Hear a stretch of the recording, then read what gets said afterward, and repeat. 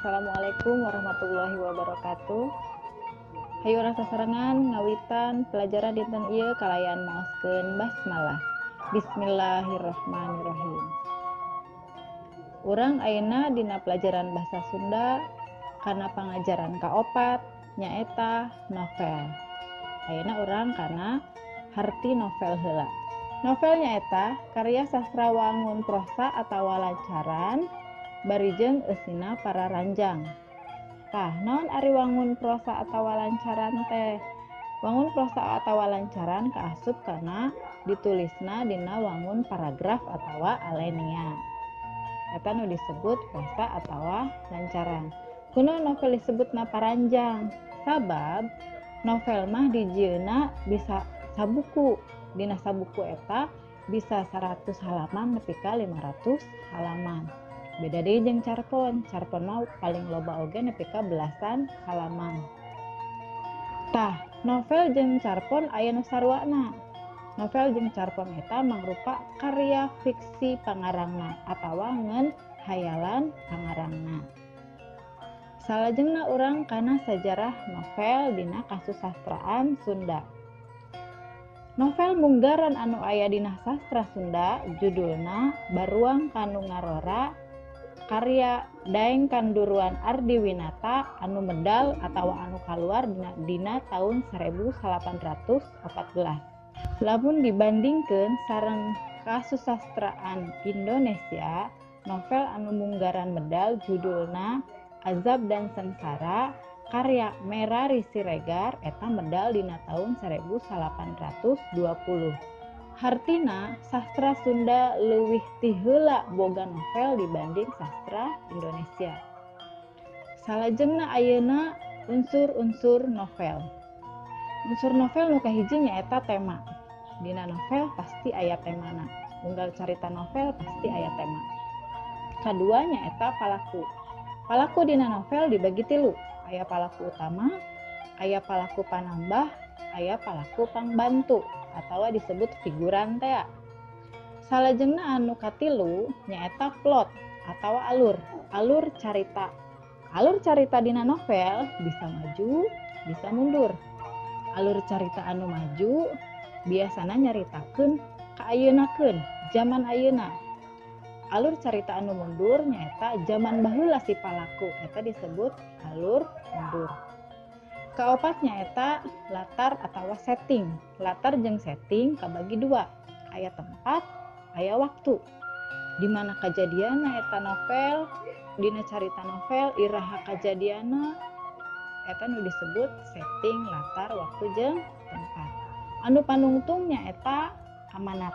Unsur amanat ieu urang bisa neangan atawa urang bisa mendak amanat dina hiji novel upami urang tos maca sakabeh novelna. Salajengna papasingan novel atawa rupa-rupa novel. Novel anu kahiji nyaeta novel barudak. Novel barudak diayakeun pikeun bacaeun barudak laleutik. Masalah anu disuguhkeun oge masalah budak leutik.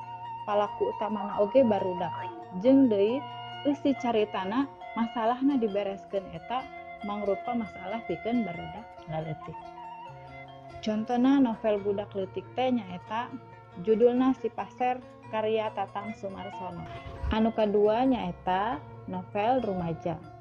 Novel rumaja tangtuna oge tujuanana pikeun para rumaja.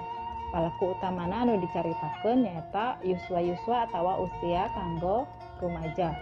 Contona nyaeta contoh judul novelna Cinta Pabeulit karangan Edi D. Iskandar. Anu katilu nyaeta novel dewasa.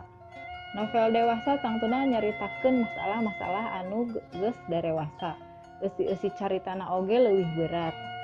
Contoh novel dewasa teh nyaeta judulna lain eta karangan Muhammad Amri. Salajengna aya deui bagian-bagian novel numutkeun tema eujeung masalahna. Tah ieu dibagi kana 5.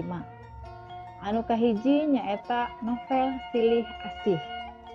Novel silih asih eusina novel anu nyaritakeun ngeunaan cinta asmara palaku utamana. Contohna nyaeta novel anu judulna Lalangse karangan Aam Amelia.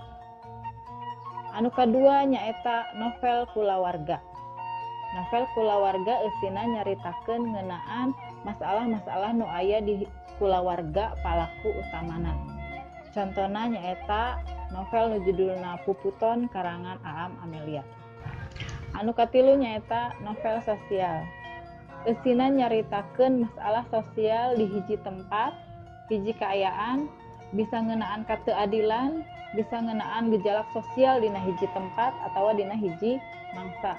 Contoh novelna nyaeta nu judulna Lembur Singkur karangan Abdullah Mustafa. Anu kaopat nyaeta novel misteri. Novel misteri teh nyaeta novel anu loba tanda tanya, loba hal-hal anu teu dipikaharti kuno macana. Tapi biasana mah novel misteri teh dipungkas dina panungtung naon hartina novel eta teh, kumaha maksudna eta novel teh. Contohna nyaeta novel anu judulna Bedog Si Rajapati karangan Ahmad Bakri. Anu salajengna nu kalima nyaeta novel sejarah. Novel sejarah tangtuna oge eusina nyaritakeun nu aya hubunganna sareng sejarah. Sanajan misalna ieu nyaritakeunna fakta, tapi ku pangarang mah sok ditambahan ku hayalan-hayalan aranjeunna. Contohna nyaeta novel anu judulna Perang Bubat karangan Yosef Iskandar. Tah, mung sakitu wae pangajaran ngeunaan novel, mugia hidup ngararartos. Hayu urang tutup gempungan dinten ieu kalayan maoskeun hamdalah. Alhamdulillahirabbil alamin. Wabillahi taufik wal hidayah. Wassalamualaikum warahmatullahi wabarakatuh.